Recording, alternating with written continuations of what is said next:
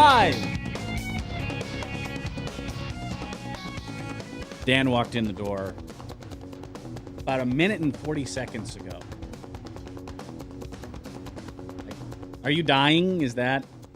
I'm glad there's something separating us. Hey, for a minute, 40 seconds, you got up pretty quick.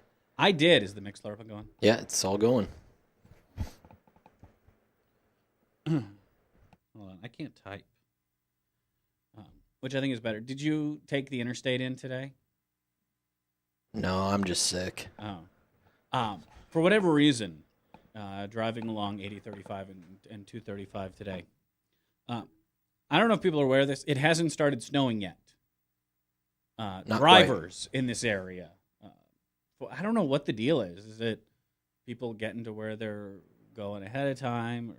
Well, this is going to be our first big storm in, 2.5 years? I don't think we had any big storms last year. I thought there was a big one. I think it only amounted 4 or 5 inches. Yeah. My kids didn't have a snow day last year. Yeah, go back. Yeah, we kind of got that surprise one in October of 2011. I remember because I was at 3 o'clock in the morning with a shovel beating off satellite dishes because everything had stopped working. You're doing what again? Beating the satellite dishes. Oh. With improvised tools because everything ESPN and that was Citadel produced was crapping out. A lot of fun.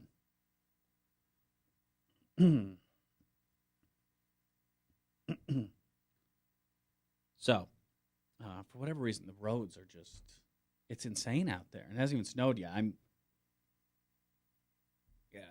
I talk about this from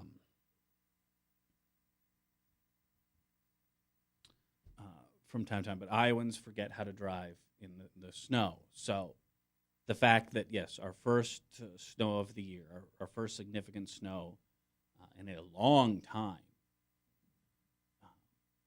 is coming. It should be all the reason you need not to stay off the road, or just stay off the roads. I know the DOT is saying travel not advised after 8, but this is one of those days. If you can get off work at 2 o'clock, you absolutely should.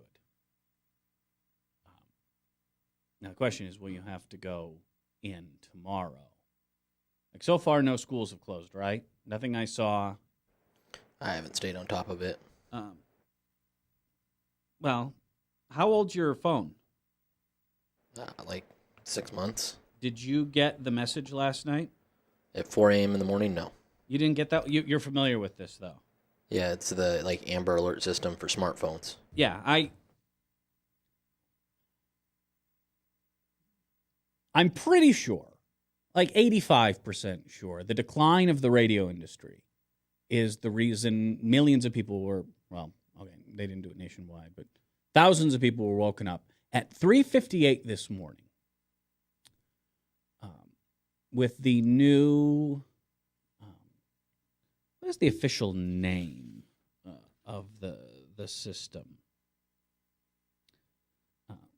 But it's a government emergency alert system in case of, and I was under the impression this is for, dire circumstances. This is, atomic warfare, 3 Mile Island type stuff. And it was the loudest, most obnoxious sound I ever heard in my life. And they do it twice. And I have to think that, again, it's kind of convoluted, but work with me here. Venture capital and friends screwing up the radio industry is what did this. And I'll go back a decade to a town called Minot, where as part of consolidation, this is allowing, single companies to buy up as many radio stations as they get their hands on, Hungry Hippo style. Led to the town of Minot, North Dakota, all being run by a company called Clear Channel, the same folks who own We Hate Others Radio. And in the middle of the night, January 18th, 2002, a train derailed carrying anhydrous and sprung a leak. They tried to activate the emergency alert system. We've all heard. Theirs was broken. Apparently, every time there was a power surge or whatever, it would go offline. They tried to use the old school emergency system, and that didn't work. And thanks to people jamming the phone line saying, hey, loud crash, smells funny outside. The police department wasn't reachable by phone. They had no direct communication. And as we've moved 10 years past, more and more stations have been automated, staffs have been cut, part-timers have been cut. Many places, there's no one overnight. I know, in the cluster I worked at, after about 10 p.m., there was no one in that building. I mean, unless there was like a late Barnstormers game or something. But even then, there was a person, just running that Barnstormers game. It was set it and forget it. It's all handled by the computer and servers. And more buildings do that. I would even pay someone. I'd pay someone for, like 4 hours just to come in on like daylight savings time changes. To come in I had one guy on my staff who never drank and wasn't a big partier, and I would pay him, I'll pay you for 4 hours to come in for 15 minutes and make sure everything's on time.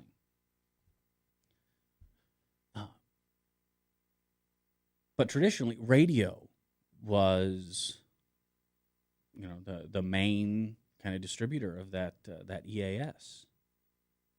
And now that it's kind of gone downhill, it's not dependable. It's a crapshoot. A new system had to be found, and that's why this thing went off at 4 o'clock in the morning. Now, the flip side of that is it incredibly stupid to send out a blizzard alert at 3:58 in the morning for a blizzard alert that starts at 6 p.m. Hey, there's going to be bad weather in 14 hours. You might want to get on that now. And I wish there was a way of knowing this. How many people turned off those alerts? I know Jen did. First thing. My phone was dead, so I just didn't get it. But in case there's ever a need for that service, again, how many people won't get it? Because I think we have a pretty decent system. I know people complain about the sirens going off too much, especially a couple years ago when they made the change that high straight line winds, which can be dangerous and damaging, would be cause for setting those outside sirens off. And all those outside sirens are to do, and they're mainly designed, and yes, they're a bit of a relic, but I think they're useful for people who are outside. If you're at a park or walking downtown, when you hear those sirens, you go, something's up and I need to get information. There is, imminent danger. I think it's a good system that we can find ways like the straight line winds to enhance, because those are a danger here. A blizzard alert, though, is something entirely different. A tornado warning is very specific. There is, at least a radar-indicated tornado. If not, hey, look, funnel, flying cows, headed my way. And the whole point is these should be immediate situations, immediate dangers. And we don't issue an Amber Alert when Johnny's an half hour late coming home from school. Oops, we issued an Amber Alert. Turns out he was over at Dougie's house. You only activate him when you need him. So I guess I'm part of the reason. We need to apologize for everyone being woken up at 4 o'clock this morning. And I just hope nothing bad happens if this ever is, a dire circumstance. A bunch of people have turned those alerts off because it's going off because of the weather. I thought it was a weather radio. And I realized ours was unplugged. We hadn't used it in months due to storms. But that was annoying.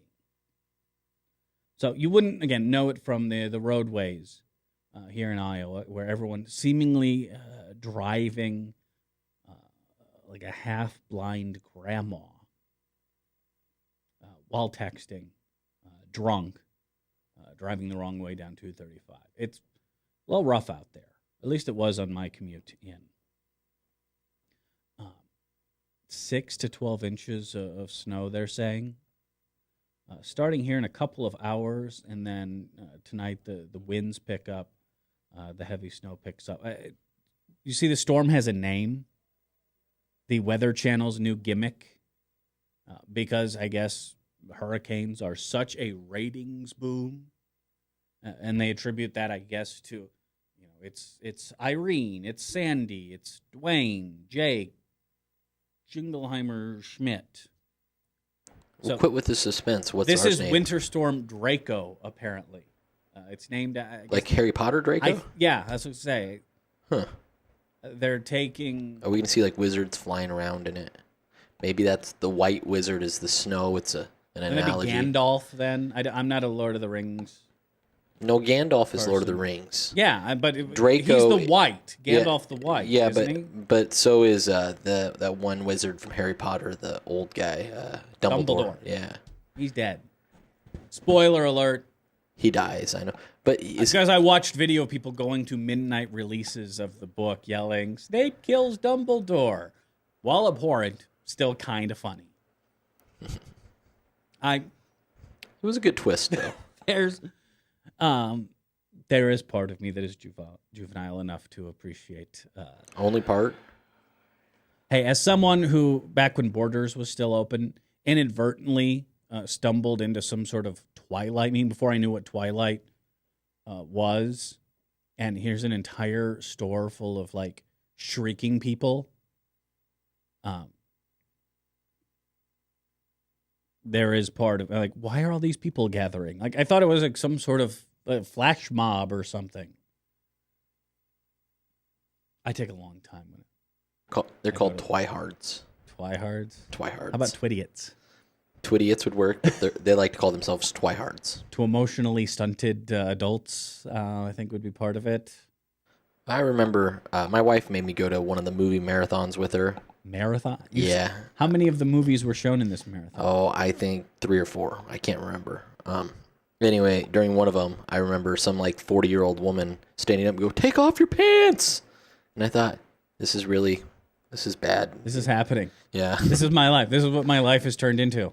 I shrunk down in my seat and pretended like I wasn't there, like every other self-respecting guy that was. What's the over-under on cats owned by that particular person? I'm going to guess at least 10. Plus, if you're over the age of 40 and, like, digging the shirtless Twilight people, you should be on a list. You shouldn't be allowed to, like, teach school or anything like that. It's just not. Yeah, you should be banned from about everything. That's not cool. But Blizzard tomorrow, and I will say this. For almost the entirety of my working life, it has been my job when those tornado sirens go off. I don't hunker down in a basement or a sturdy room. I get in my car and I go to work. They never happen during the workday. I could think, I could count probably on my hand, the number of times. All right, severe weather, going wall to wall during, the typical work day. It always would come a half hour after, just to get home and relax. A lot of evenings and weekends. So it was my job to get in the car and drive to work because it was my job to tell people what the hell was going on. Well, thankfully, now based off of this super early alert system, you will know ahead of time that you will not be coming home early. Well, I'm saying, if it turns into Hoth tonight, I'm not going to risk my Tauntaun. I actually own a Tauntaun. You know this? No. The folks at ThinkGeek, the greatest website on the face of the earth, every year on April Fool's Day, put together a list of, gag items for sale. And this started a tradition. Now, they take one or two of those items that get, a lot of clicks or become popular, and they actually make it. So a couple years ago, it was a Tauntaun sleeping bag. The zipper has a little lightsaber on it. Like you open it up, and the inside is Does it smell? patterned like guts. No, it smells great. Oh. Um, Well, that's not real authentic then, though, because they're supposed to smell worse on the inside than they do on the outside. well, maybe they do, but it's a matter of scale. Okay. Hey, one can smell like Brussels sprouts, and the other one smells like pepperoni pizza. Like, it's not really a bad smell, but it smells worse. I suppose you could just fart in it and call it good. The dog does love it. That's kind of his thing to lay on. Yeah, my dogs have recently stolen a beanbag from my children. It's big enough that he doesn't see it as a potential toy. Yeah. So I'm cool with that. So I have my Tauntaun. I'm not going to freeze it by the first marker. I will not see you in hell. So if it does become like Blizzard Apocalypse, I'm taking the day. After like a decade plus, I've earned it. Yeah, I fully expect not to work tomorrow. Yeah, we'll see what happens. But it's sounding... not just snow. 6 to 12 inches of snow sucks. It's really the winds. It's the 40-mile-per-hour wind with higher gusts that are going to, and this is why the DOT is telling people not to go out tonight. It makes the roads pretty much impossible to clear because 30 seconds after that plow is off, there's snow over on the road. And you can't brine that. And I know there's a temperature below which salt becomes useless, and they're saying low of 5 tonight, plus the high wind. Yeah, I think the wind chill is supposed to be like minus 15. Yeah, I think we might be getting past the salt factor. So, and I know everyone says this, but everyone believes that they are a special, unique little snowflake. And if you don't need to go out tonight, don't. If you can leave work early, do. Getting home in rush hour tonight is going to blow beyond words. And owning a Jeep doesn't make you invisible or invincible. That's probably if there's a show tomorrow, that would be one of the topics because inevitably there'll be like 80 Jeep Liberties turned over on their side. You will hear about accidents, and for whenever I see, and maybe this is just observer error. I'm willing to admit that this is anecdote, and the plural of anecdote is not fact or data. Whenever I see that car in the median on 235 turned upside down, like you'll see a couple Ford Tauruses that went sliding off, but the vast majority of cars I see are SUVs. Oh yeah, it's that false sense of security because yes, you have 4-wheel drive. Yes, you drive an off-road vehicle that never goes off-road, at least on the wheels. Means you can get going faster in horrible weather than the rest of us, and kudos and congratulations. But ice and friction and laws of physics being what they are, you can't stop any faster. In fact, you probably stop slower because you're driving an urban assault vehicle, and it's really heavy. It's top heavy in a lot of cases, and you'll see, the mixed masters and on the interstates, a lot of SUVs.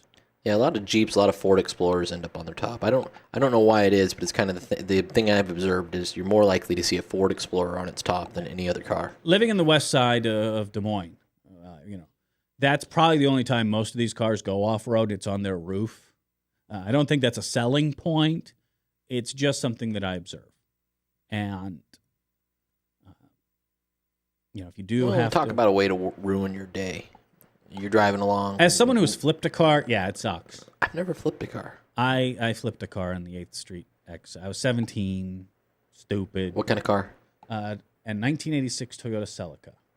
Oh, yeah, you totally deserve to flip that. What? That was an awesome car. Yeah, but I can just see you driving in it. At an excessive rate of speed. I'm very lucky. If I had been like driving a convertible or something, I would probably wheel myself into this room. I literally walked out without a scratch. And I have no idea how. I saw a guy in a Bullet Mustang, which is just a certain type of Mustang, flip his car. From the movie Bullet? Yeah, but it's just I didn't want to get into that. Okay. But I watched him flip it like 5 times, and he popped out the window just perfectly fine. I mean, like I stopped my car in the interstate, pulled it over, was running to him thinking this guy's totally going to be dead, and he pops out the window. No, I flipped on the 8th Street exit over correcting. Had to worst walk of my life down to where there was a come and go, the old come and go where there was a couple of Des Moines police. I don't know what they were doing in Windsor Heights, but Hell yeah, that was bad times. So as someone who has been How bad was the ticket? upside, I didn't get one. You didn't get one? Got away scot-free. I may have reported the speed I was going. And You don't think. it is kind of an elevated, I just, driver error, no citation or anything. And I'm past the statute of limitations, I believe. So, yeah, I was speeding my ass off because I was a stupid teenager, although that I know is redundant. But I would like to keep other people off the roofs of their cars. Just something not cool about that, Hang on. I went, by the way, all the way over. I ended up back on my wheels. So why didn't you drive? I watched way too many, Die Hard movies. My first thought was, is the car going to explode? I'm not kidding. That's from, growing up watching Dukes of Hazzard and Airwolf and Magnum PI. If a car flips over, it's basically a ticking time bomb at that point. It's going to explode, and soon. So I need to get away. I was a stupid teenager. Did the car run and drive after that? No, it was totaled. I would at least try to drive I think it. enough stuff was bent and... Oh, I'm sure you bent a lot of stuff. Yeah, that car wasn't going to drive. But honestly, that was my first thought. Is this going to explode? And if so, I prefer not to be in it. So let's get away from the car. Oh, there are police down there. Okay, they'll be able to take care of that. Not proud, but this happened. All right, 244-0077. Email radiobradshaw@gmail.com and on Twitter, twitter.com/Radio Bradshaw. Just go to thebradshawshow.com. It's got links to show archives. Everything you need is right there. So when we come back, more on the Sandy Hook Elementary story, including dueling press conferences. John Boehner's took 51 seconds. Not much press in that conference. And what the president said, something really weird happened when the president started speaking. We'll talk about that and why. And I guess, this is like reason number 9,724 in an ongoing series of why the right wing today that literally wants to deify Ronald Reagan, turn him into some sort of God king, in their current incarnation, would hate the real Ronald Reagan. A continuing series when we return here on The Bradshaw Show on Webcast One Live. Thanks for watching. Back right after this. From the RE/MAX Real Estate Concept Studios, this is Webcast One Live. I'm Brian Leach, owner and general manager of Service Legends. I brought along a couple of the home comfort heroes. Hi, I'm Tammy Wells. I am Nick Wondershide. I am administrative manager I am the senior technician. from Service Legends. It seems like every good thing, when you feel it to the bone that it's good, there's a lot of hard work put behind it. I don't think that you can fake it and have it turn out good. If we seem like, okay, that's just weird, it's just a furnace, why would you believe so deeply in a furnace? It's not just that, we want to show the world that you can have good service. Yeah, it's got to be, it's your home. It's built into our daily trainings, it's built into our culture, that we're gonna do whatever it takes to have each client say they love us, period. That's why we spend all the hours in the training that we do. And if we guarantee it's going to be a good experience for you, or else it's free, what type of work do you think we're going to do? There is a guarantee. Temperature selection guarantee, fixed right or it's free guarantee, comfort guarantee, best value guarantee. All of these guarantees hold us accountable to ensuring that we exceed your expectations. And if for whatever reason we'd fail and we can't make it right, we guarantee all of those guarantees with a 100% money back guarantee. If you don't think that your technician can fix it right, are you gonna say that to a client? No. You don't have to worry about having a technician come to your house. We drug test, background check all of our team members. We put safe people in your home. Each and every one of our service techs, 400 hours a year in training. You tell it the minute they walk in the door. They know what they're doing, they've done their homework, and they actually truly care about what you want. Because at the end of the day, you're the person that makes sure I have a job. They're gonna be listening. They're gonna wanna know what your challenges are. Then they're gonna come and give you options, and you get to choose. If I'm there to help and I make it easy and painless, I did my job right that day. Well, when it comes to your comfort, safety, and your family. You know, you don't necessarily go buy the most expensive, but you get the most bang for your buck. Oh, it's worth it because there's a lot of people that will find a way to get it to work right now and then leave and then come back, charge you again, and the cycle just repeats itself. So when I'm out there looking at the furnace, I want to find why it failed today. How can we change the part today with something that you're not going to have to worry about? Is it worth changing the part today? I mean, you can put a lot of money into a furnace. I can fix parts all day. There's good job security in that for me, but is it the right thing for you? I get a lot of the phone calls of after the technicians are there. They're just in awe. They're like, wow, you guys are great. I mean, I don't even know what to say. You guys are great. Everything you did was perfect. It was great. Keep going though, I like this. Just give us a try. I'm gonna take all the risk. I've got the time to make this right. I've got the support to make it right. Just check us out. And if you don't see the value in what we do, I mean, fixed right or it's free or 100% money back. enough said.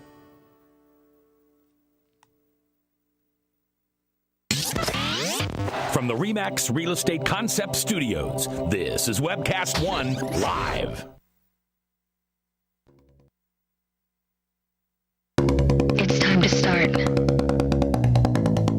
Rock concert movement number 1. The basic. Can we do me a favor? Double check the Mixler stream. An email saying, no trabajo. All right.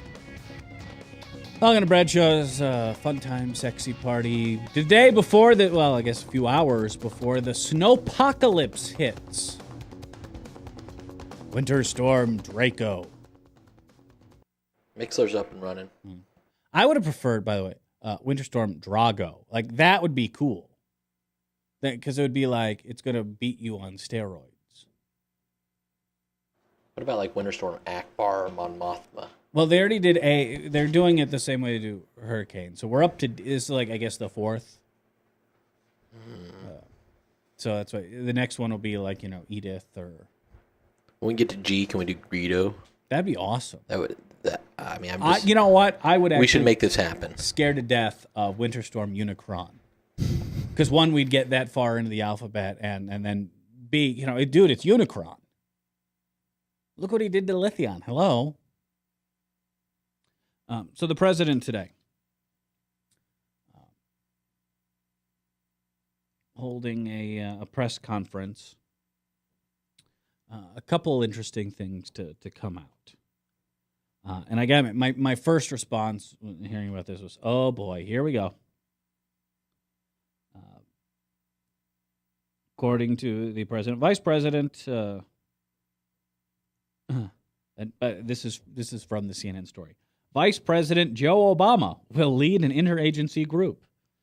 They will come up with concrete proposals no later than January. When I first, anytime you hear Washington, Blue Ribbon Commission or panel to discuss, it means more often than not mental masturbation. Most of these, you can learn a lot from Indiana Jones. We're going to put our top people on it. Top people. And then it goes in a crate in a warehouse. This one sounds different. Not only will it be headed by Vice President Joe Biden, by the way, thanks to CNN. This one actually has a really close timeline. This isn't something like we expect a report within 6 to 9 months. This is the president saying, I want concrete proposals no later than January. And this seems to extend far beyond simply the issue of guns. So it's a complex issue. Demands action on gun laws, making access to mental health care at least as easy as access to a gun. And it's not just, Congress or the Justice Department involved here.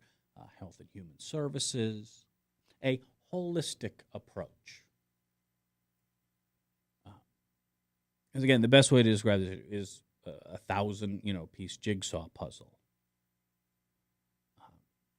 And to be honest, again, I don't know that the GOP here in 2012 has much to offer. I did get a kick in my drive-in. Flip on my old station just to see if they can keep the thing on the air, and most of the time they can. It was Mike Huckabee talking about guns, because, that's what Jesus would do. Going on the British anti-gun tirade, and they banned handguns, and crime, murders, gun crime, through the roof. Got to take a break. Top of the hour, ABC News. Where, like, the first story on ABC News was the town in Scotland that was shot up that inspired the handgun ban. And here you have, whoever it is, whatever the anchor, saying that in the last decade, gun crimes have dropped, in Britain.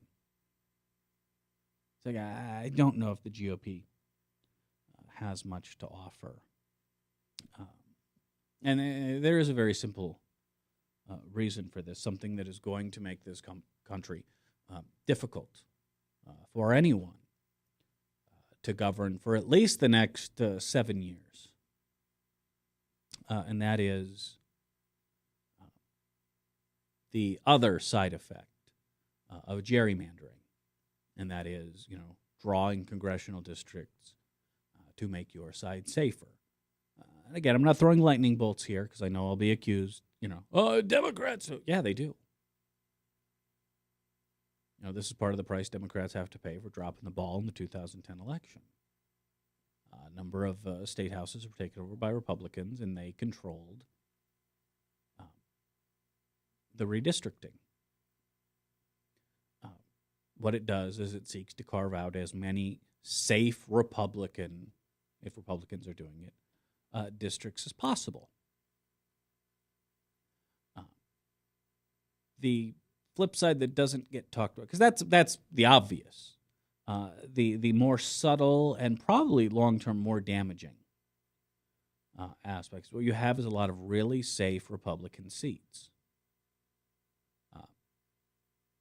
If you can survive the Republican primary. And that's where we have a bit of a problem. This is how the Dick Lugers of the world get replaced by the, Richard Murdochs. The Republican Party doesn't have a way of shutting that whole Todd Aiken thing down. And what you have are these kooks and these loons and these wackos.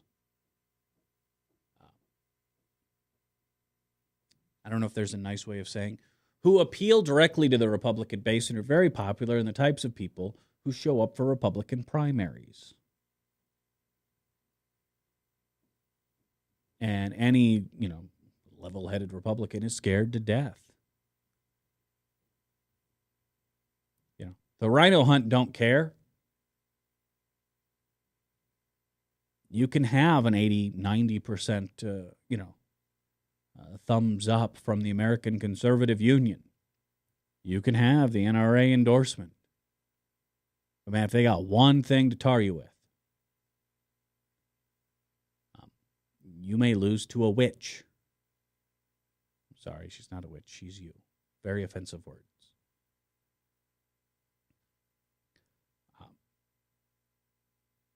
This is where we're going to run into any problem when it comes to legislation.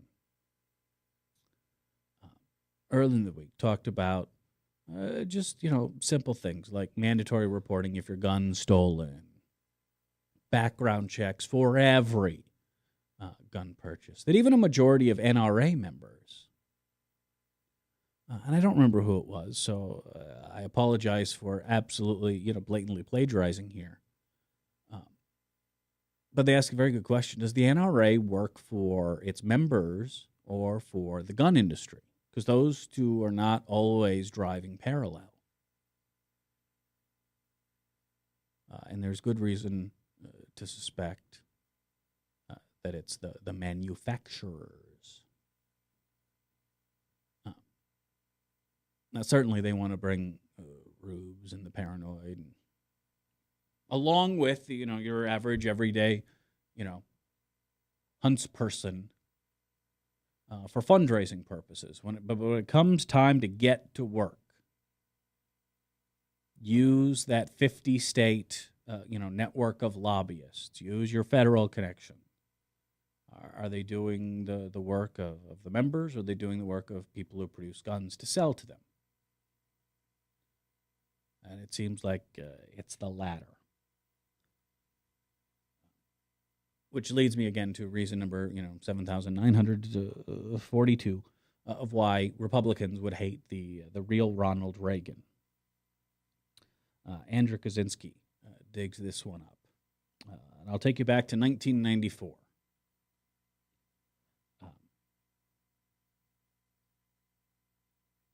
Bill Clinton in the White House. And by the way, I'm enjoying the Hillary Clinton truthers. I don't know if there's a term for it, but there are folks who believe that she literally gave herself a concussion to avoid testifying on Benghazi. That's why I'm almost hoping, in spite of at least leanings saying that she's not going to run, nothing concrete, of course. I really hope she does. Not just because she would be a very potent Democratic candidate. She has a very well put together political machine that even as she, kicks her feet up on the ottoman and, watches daytime TV, can put together a very, very formidable operation that would be very well funded. Now, the reason I would really like to see Hillary Clinton run for president is because in spite of last election cycle when Mitt Romney went out of his way to say nice things about Bill Clinton, and Fox News was telling us that Barack Obama needs to be more Clinton-like, I'm old enough to remember the 90s when it was absolutely okay in polite conversation, in public discourse, to say absolutely any crazy thing about the Republican or about the Clintons you could think of. Hey, someone on the internet said that Bill Clinton had Vince Foster murdered in an apartment owned by Hillary Clinton where she conducted lesbian affairs. Let's run with that. And for a time, that was actually a thing.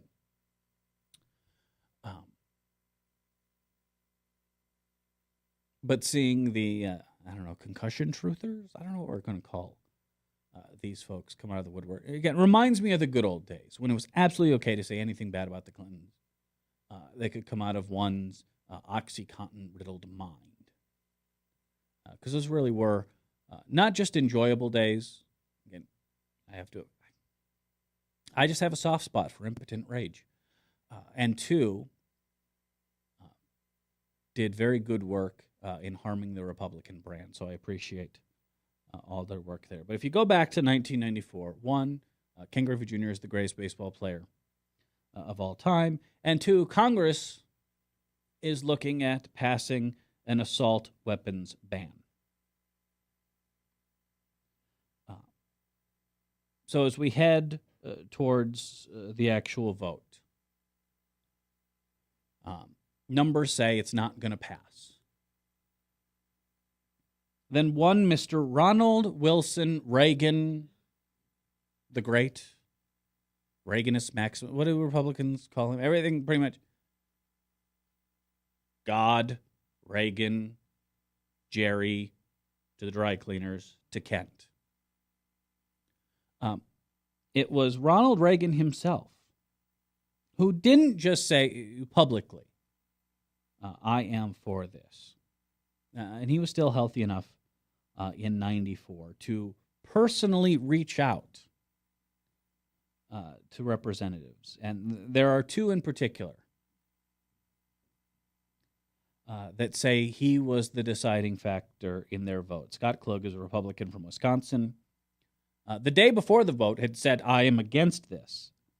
He received a handwritten note from the former president saying, I am for this, help me out. Said, Dear Scott, as a longtime gun owner and supporter of the right to bear arms, I too carefully thought about this issue. I'm convinced that the limitations imposed in this bill are absolutely necessary. I know there is heavy pressure on you to go the other way, but I strongly urge you to join me in supporting this bill. It must be passed. Sincerely, Ronald Reagan. And you know what? Klug flipped his vote. The other one was actually a Democrat, Dick Sweat. Not quite as good as Dick Armey, but close. Made up his mind after a direct appeal from Reagan. So those are just the two votes that we're absolutely sure were flipped by Ronald Reagan. The bill passed by 2 votes. Sad addendum. New Hampshire is a bit of a weird state. So, Dick Sweat goes for re-election next time. Not only did he have to deal with serious enough death threats to appear in public with a bulletproof vest, everywhere he would appear in public, he would get, nuts. Just would shout, liar, liar, liar. And that fall, he lost his re-election bid.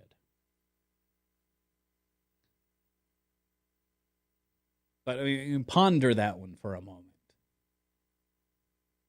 Like the right wing that celebrated, did cartwheels while holding an AR-15 when the assault weapons ban. I mean, the actual Reagan again would be rhinoed out of the party in no time. Whether it was, unilateral talks with the Russians without preconditions, raising taxes, okay, maybe selling arms to both Iran and Iraq, arms and death squads, why not? Just his domestic policies would get him drummed out of the party in a heartbeat, and which is why they want to deify him, because the real record of the man they so love, they made a hologram of. Remember that one from the Republican National Convention? There was actually a Ronald Reagan hologram rumored at, and turns out it was produced, and they were afraid it would overshadow Mitt Romney. In this case, Republican judgment was absolutely 100% correct.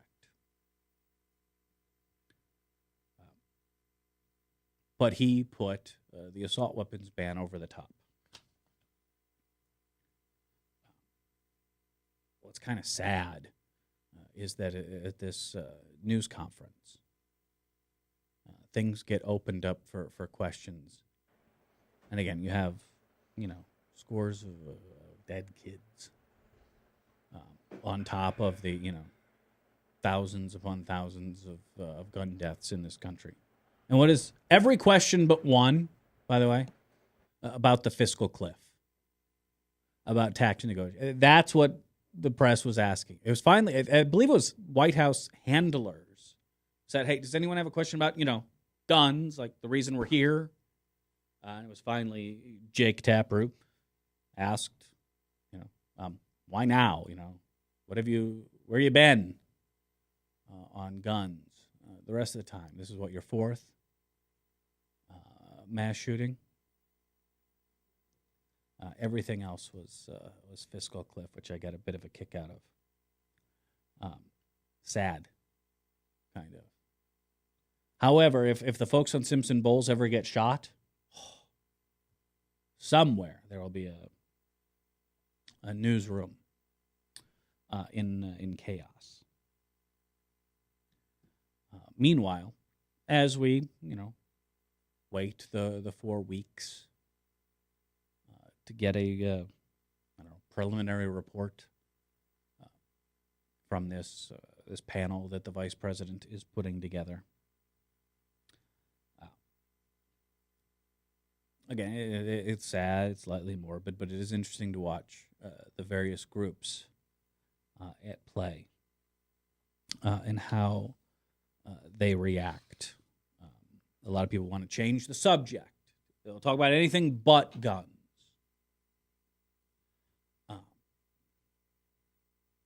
Maybe Fox went the furthest. Now, it is not true. It is literally local rumor. That was good enough for Fox to report yesterday that Nancy Lanza, and I get there was like literally one guy in Newtown. Yeah, you can find the link on my Twitter feed at Radio Bradshaw. Was going around saying this. So of course, Fox ran with it. We have the motive. That turns out Adam Lanza was scared that his mother was going to commit him, and that she loved those kids at the school, and she loved the school more than she loved him. And like, Fox ran with it, and everyone else and their mom did. Turned out to be bunk. But I love that, again, we must change the... we got to change the subject. Maybe none better than the National Review. Charlotte Allen, writing in the National Review online, said there was not a single adult male on the school premises when the shooting occurred. There didn't even seem to be a male janitor to have a bucket at Adam Lanza's knees. A feminized setting is a setting in which helpless passivity is the norm. Male aggression can be a good thing, as in protecting the weak, but it has been forced out of the culture of elementary schools and the education schools that train their personnel. Think of what Sandy Hook might have been like if a couple of male teachers would played high school football, or even some of the huskier 12-year-old boys had converged on Lanza. Oh, we almost need like a how stupid is this scale? By the way, a quick Google search shows that, yes, there was, in fact, a male janitor. You're welcome. 2, confirmed non-males, Dawn Hochsprung, the principal, and the school psychologist, Mary Sherlock, actually did rush Adam Lanza. They died, but they tried.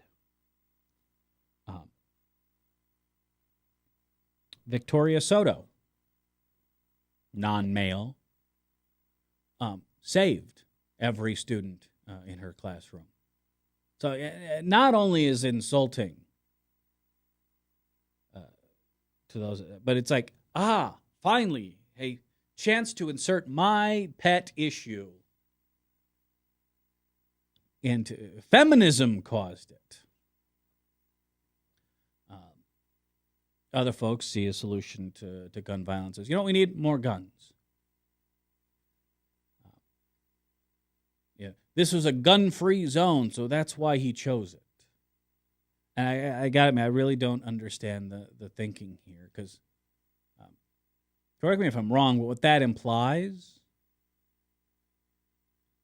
is that this guy is afraid of beating resistance. This guy's afraid of being shot. Because what's the first thing he did when the siren? He punched his own ticket. These folks go into this expecting to die, planning on it. That's why in some of these cases you see the manifestos and the YouTube. They're not looking to get away with this. This is Last Stand at the Alamo. And finally, not to be outdone, while it's going to take at least a month, Tenny, for any type of gun, forgetting gun legislation, just, panel report on gun legislation, mental health, blah, blah, blah. We will immediately see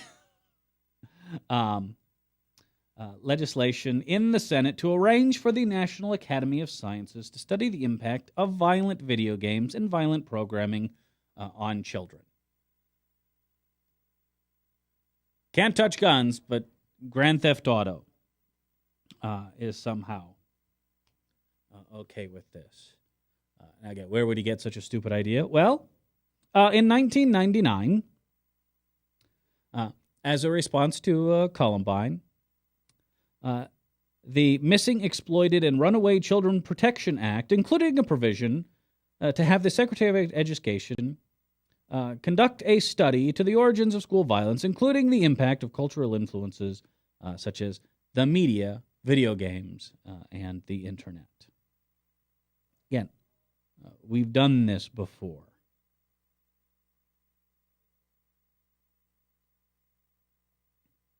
It's literally a copy and paste of the reaction from more than a decade ago.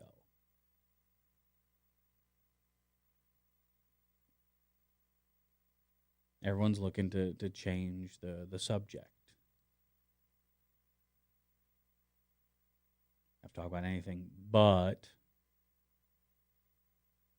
guns, gun culture, gun rights, gun laws, gun responsibilities. Again, one thing I was very happy to see the president mention today is mental health care. And this is something I've argued about for years, and that is mental health parity. When it comes to this, was a big topic in the Obamacare debates, and that is, again, it's not like your policy says, hey, you know what, you're allowed 3 treatments on a broken leg. But we're looking through, and this, you'd get like your employee health insurance pack, and what it would say, 3 mental health visits a year.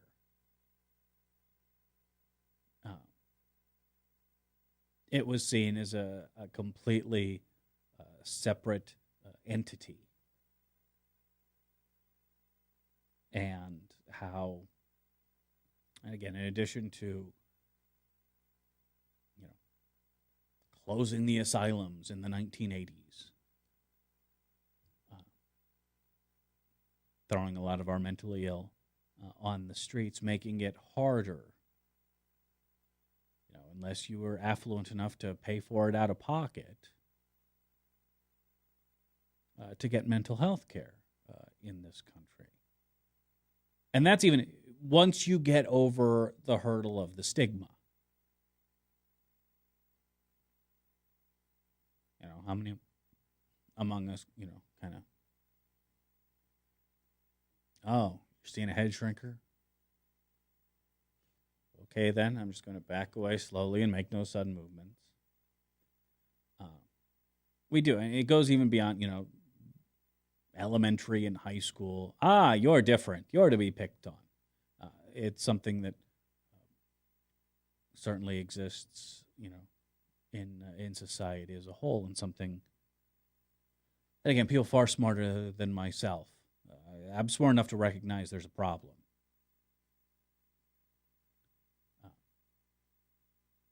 But mental health parity is something that we should, again, go beyond just we should strive for. It should be absolute. The societal stigma is a completely different story. Although, again, we're not that far removed from don't talk about it, don't bring it up, suck it up. If Hemingway can do it, you can do it, whatever. You're talking not that long ago, that was society in general. And now we have the little smiley face balls on our TV telling us to take, whatever drug. So we have come a long way, but we still have a lot longer to go. And there certainly is momentum this time. I don't think it's by accident or mistake that somehow the NRA, who is finally holding a press conference today, I'm sure to talk about how Adam Lanza attacked those poor innocent kids with, sharpened video games or something. But we've seen enough of it to know there's a pattern. The NRA goes silent on issue when things like this happen. They shut down their Facebook page. They've been silent on their Twitter account. They just go dark. They don't run for the Sunday shows. I told you, I think it was yesterday, Meet the Press reached out to 31 pro-gun senators, and not one would stand. If they don't return calls for comments, they go dark because they understand that nothing they say at that point is going to be a net positive for them. The debate has changed. Told you the story of Cerebras Capital. The Vulture equity firm is saying that they are going to divest themselves from their holding of the Freedom Group. This is a company that bought up gun makers like Bushmaster. Again, it's one thing to issue a sternly worded letter or a well-crafted press release. Another one when you decide you're going to move your money. And I think we are going to see a change in that regard. Real quick, because I don't have a ton of time here, but I do think it was telling that we saw two very different press conferences today. Now, the president came to speak about guns and national tragedies, and as soon as he opened the floor to questions from the press, it was immediately all about fiscal cliff, fiscal cliff, fiscal cliff. Talked at length. That was a long press conference. Multiple 8+ minute answers. The dude can talk.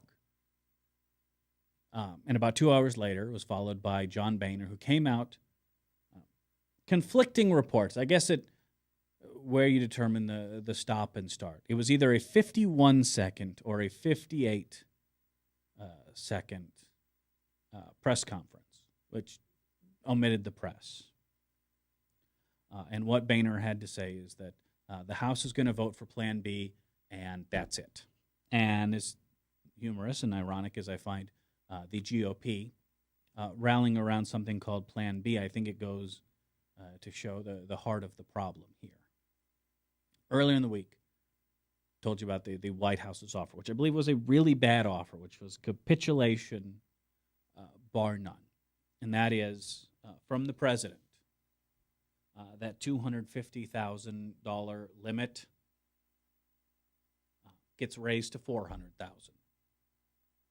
So if you're making $400,000 or less, you're paying the exact same. In addition, and this is what I think caused a lot of uproar, he was offering long-term cuts to Social Security, and that is the chained CPI, basically adjusting the cost of living adjustment so that it would be smaller over time, and those decreases build on themselves, cutting future benefits. Certainly not something the president ran on. Certainly not something that has to do with the deficit. Social Security is its own separate, by law, can't add to the deficit. So why it's being offered there, the only thing I could conclude is that Obama wants to cut it. Or the most liberal anything ever. Yeah, what do you know? Republican talking points are stupid. I'm shocked. There's far more to go. I wonder, is Dayton Moore, the Kansas City Royals, involved in these negotiations?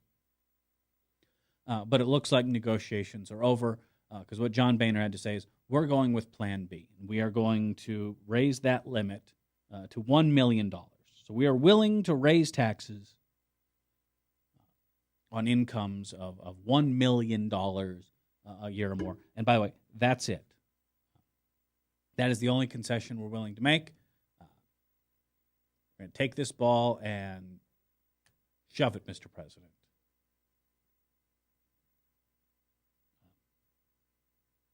Hopefully, the president comes to understand what I think most of us, at least on the left, have, is that we are going to be far better going over the cliff. And yes, it is most certainly not an ideal situation. I'd prefer it not to be, but you have to go, with the Republican Party you have, not the Republican Party you want. And we have a highly dysfunctional opposition party in this country. So it's time to, and by the way, Poll after poll shows who would take the hit would be Republicans, at least in the public's view. Time for the president to hit the road again and make his case to the people. As we learned in November, that can be a very effective way of beating Republicans. We'll see if he can, again, avoid that desire to capitulate. All right, email radiobradshaw@gmail.com. Follow me on Twitter, twitter.com/radiobradshaw for fun and frivolity. Hopefully, weather permitting, we'll reconvene tomorrow at 1:30. In the meantime, stay off the roads. Get home a little early if you can. Avoid rush hour if at all possible. And please stop sending out 4 a.m. alerts for snow that's coming in 14 hours. Dicks. All right. Stay warm, stay safe, and we shall meet again. It's Bradshaw here on Webcast One Live. Thanks for watching. Hopefully see you tomorrow.